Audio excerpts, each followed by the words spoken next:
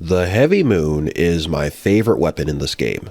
Buster Blade comes close, but I think I like this one a bit more. It looks really unique, effectively being a big dancing donut of doom. It has the attack speed of a long blade, the versatility of a biting edge, and with the right burst arts can probably put out damage that rivals the Buster Blade in certain situations. Oh, speaking of burst arts, Carnage Moon, a light attack combo. At this point you're probably very familiar with these types of moves. It's a powered up 4-hit combo that does more damage. It doesn't have any super special gimmicks, but for a weapon like this it might not necessarily need it. It gets the job done.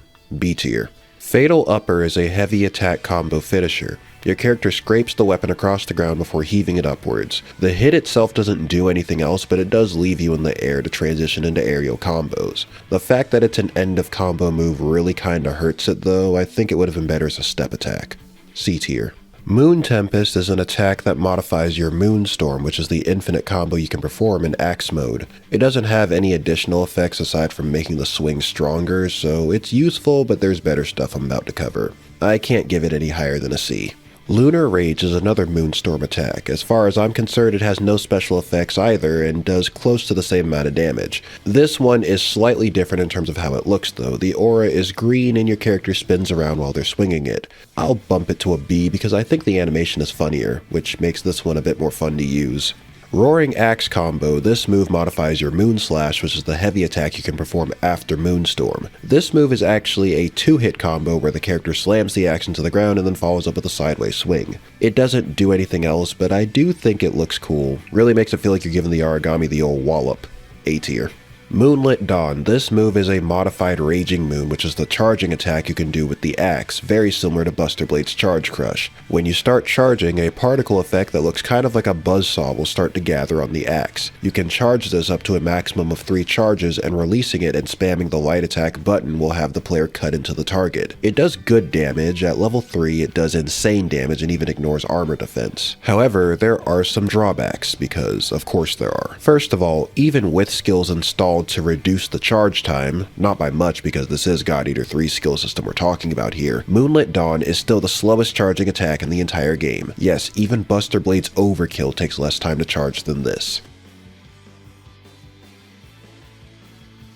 Additionally, since it's a Raging Moon attack, and it's not a one-and-done hit, getting the maximum damage from this weapon relies on the enemy standing, or rather lying, perfectly still, and even when downed, a lot of Origami don't stay completely still. They may still be breathing heavily, or moving their head or what have you, and if they fidget even a little bit and move out of range of this attack, your precious Moonlit Dawn that took you 3 years to charge up will be all for naught. If it had a shorter charge time or was a little less finicky with hitboxes, I wouldn't have hesitated to give it an S, but the way things stand, when it works really well, and when it doesn't and you miss or the Origami wiggles out of range, that's a lot of wasted time. A tier.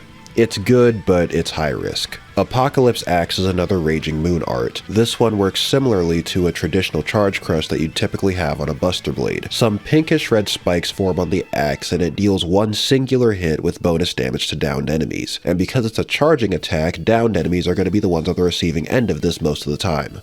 S tier. Lunar Feast is a Moon Slash art. At the end of your Moonstorm combo, your character can quickly charge up some white energy on the end of the weapon for a 2-hit combo that kinda looks like a moon. Keep in mind, this move does eat up 100 OP, so you're gonna have to be mindful of that if you want to spam this move. As far as I know, it doesn't have any special effects beyond that. The OP resource management is kinda lame, but it still does good damage, especially considering how quick the animation is. B tier. Lunar Orbit is an aerial light attack combo. Just a simple 2 hits, but the damage is decent and it even has a weak point bonus. Definitely going to be your go-to when you're in the air. S tier. Lunatic Force, an aerial light attack combo finisher. This one is okay, but less useful since it takes an extra swing to get to the art, which means more time that you're going to be vulnerable in the air. B tier. Falling Moon. S tier.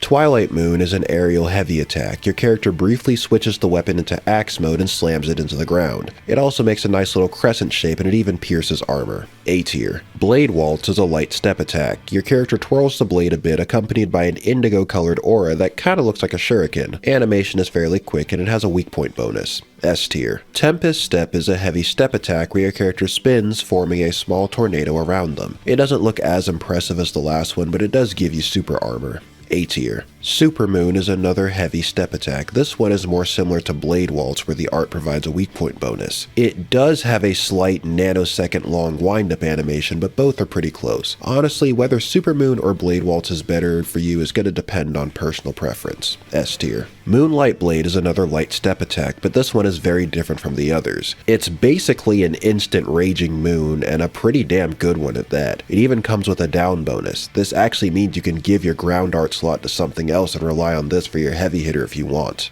S tier. And that's it, all Heavy Moon burst arts ranked. This is also the only other God Eater 3 exclusive weapon, so next time I put one of these up I'll be doing God Eater 2. Hopefully I'm not too rusty. Anyway, you know the drill, leave a like if you enjoyed it, sub to the channel if you haven't already, a special thanks to all channel members for your continued support, your help is much appreciated, and I will see you all again very soon.